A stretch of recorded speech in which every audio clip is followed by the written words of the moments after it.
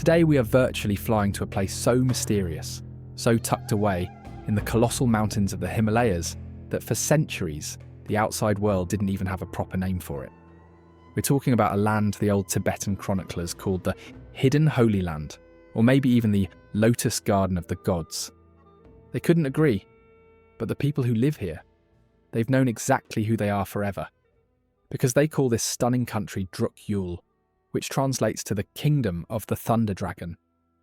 And this is a story of mountains, monks, and the quest for unity. It truly is one of the most unique narratives on Earth. Now, the history here starts 4,000 years ago, but the pivotal moment, the spiritual Big Bang that created the Bhutan we know, happened around 747 AD. Before this, the main faith was Bonism. Then, in comes this incredible Indian saint from Tibet, Guru Rinpoche, or Guru Padma Sambhava. Legend says he literally flew to Bhutan on the back of a ferocious tigress to the site of Takht Sang, the iconic Tiger's Nest monastery. And his mission, to conquer the demon spirits that were trying to block the spread of Buddhism. Guru Rinpoche is so revered, he's basically the second Buddha here, and his spiritual authority established the core DNA of this nation.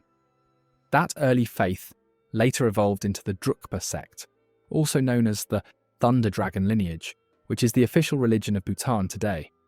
But here's the thing, spiritual unity doesn't automatically mean political unity.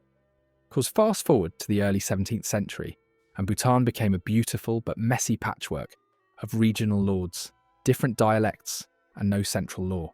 And this is where our second legend, the great unifier, steps in, Ngawang Namgyal. He was a Tibetan Lama who arrived in 1616, and he realised the only way to protect this spiritual land was to unify it under one rule. And he did this with a brilliant master plan that still defines the landscape. He immediately started building massive, towering fortress monasteries called dzongs, starting with Simtokha Dzong. And these weren't just forts either.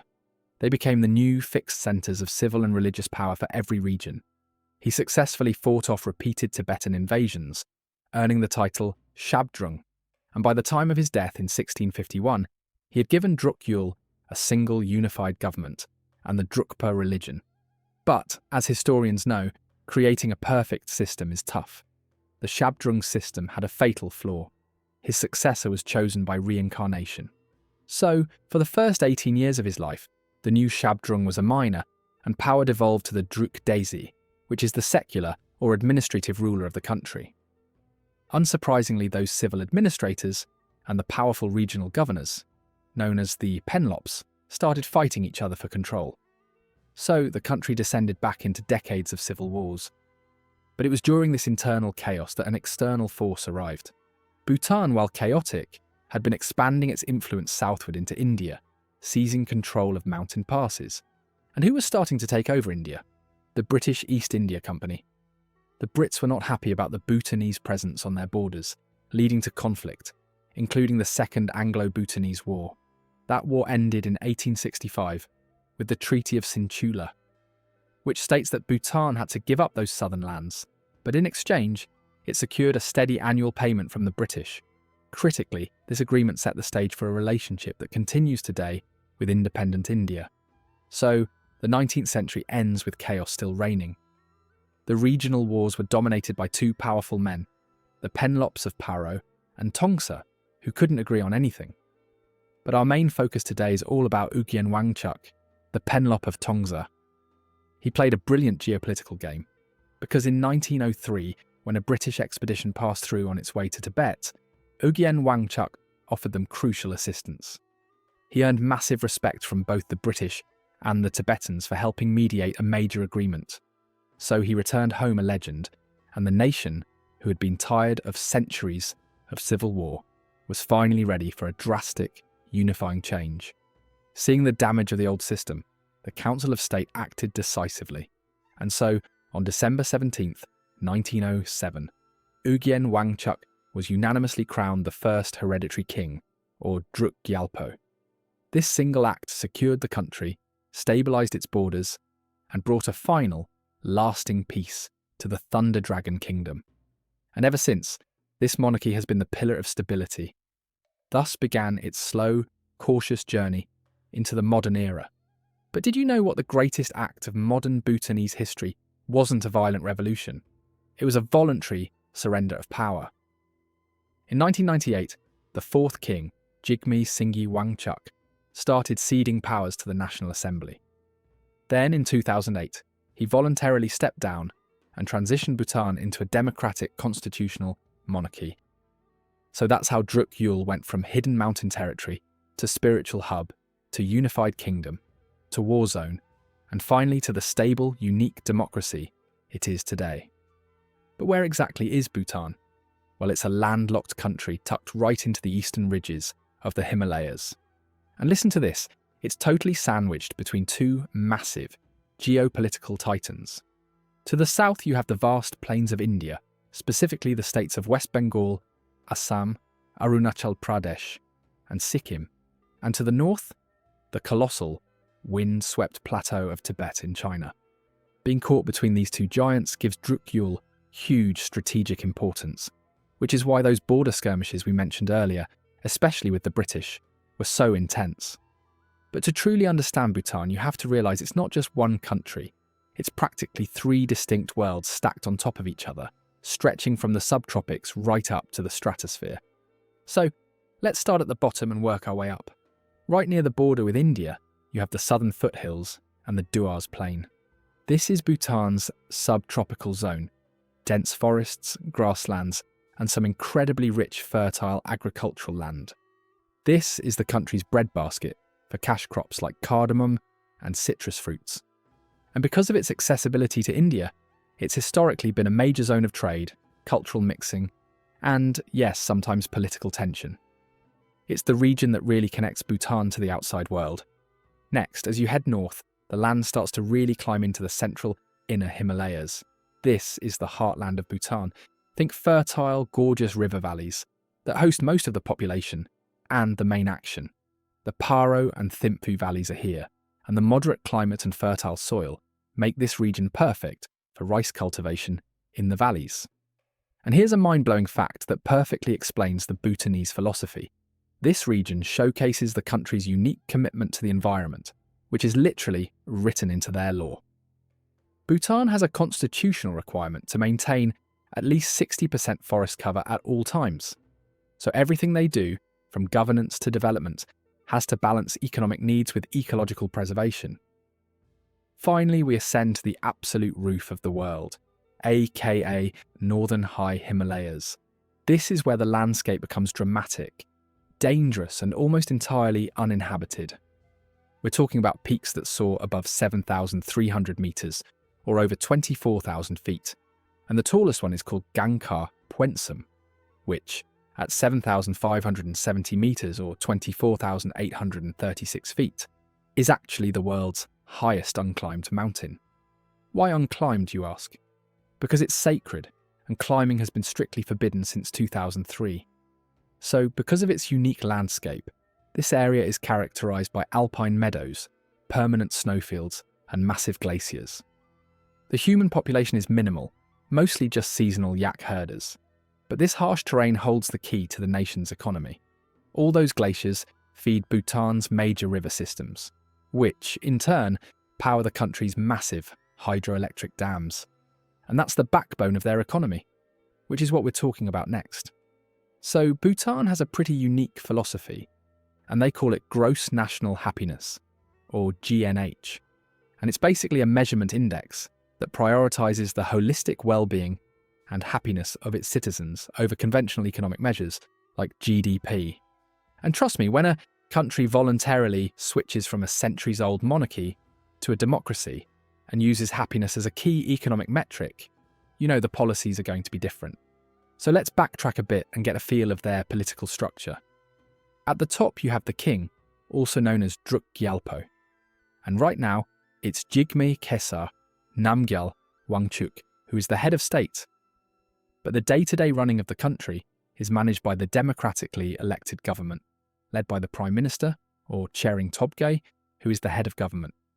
The government operates through a two-house legislature, the National Council and the National Assembly. The political system, though young, cause it was only established in 2008, is fundamentally guided by GNH.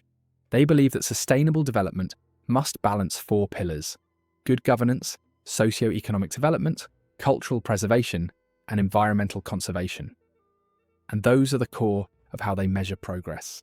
Speaking of progress, Bhutan's economy is small, but it's hitting a major growth stride. The latest data for 2024 shows the country's GDP is about $3.3 billion US dollars. And the growth rate? It grew by 7.5% in 2024 and is expected to reach about 8.1% in 2025. So what's behind all this growth? Well, there are three main sectors doing all the heavy lifting. The first one being the services industry. This accounts for about 54.18% of the total GDP, and this covers everything from hotels and restaurants to other tourism endeavours. Next up is the industry sector. This makes up about 31.67% of the economy, and this is where the money's literally being made. The biggest component is hydroelectric power. Remember those giant peaks we talked about? Yeah, the water that the glaciers produce to feed rivers and power dams is sold to India.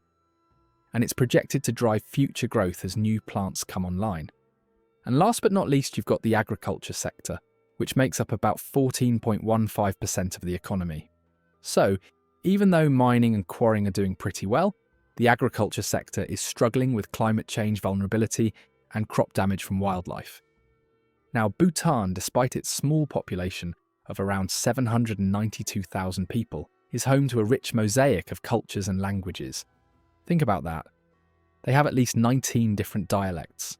And this incredible linguistic diversity happened because different communities settled in those isolated valleys, with virtually no communication for centuries.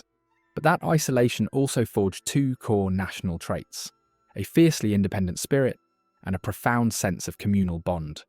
Bhutanese people are known for being physically strong, having an open sense of humour, and possessing an inbuilt social value of hospitality. They genuinely love welcoming people. And you can broadly categorise the population into three major ethnic groups, which are defined by the geography we just explored. So the Ngalop and Sharchop, these two groups form the primary Drukpa population. The Ngalop originated in Tibet and are the most politically and culturally influential, speaking Dzongkha, the national language. The Sharchops, who live primarily in the east, are believed to be the earliest inhabitants of Bhutan. They predominantly follow Tibetan Buddhism, often blending it with older animist and shamanistic rituals from the pre-Buddhist Bon religion. Then you've got the Lhotshampa. These are people of Nepalese origin who settled in the fertile southern foothills, primarily from the late 18th century. They brought the Hindu religion with them and speak Nepali over much of southern Bhutan. The northernmost high Himalayas are the domain of small groups of semi-nomadic yak herdsmen who spend most of the year in tents, living off a diet primarily composed of yak milk, cheese, butter, and meat. So remember I mentioned Buddhism, right? Well, that's because it's the official state religion, specifically the Drukpa Kargyupa sect of Mahayana Buddhism, and it is the absolute essence of their culture. About 75% of the population are Buddhists, with the remaining 25% being Hindus.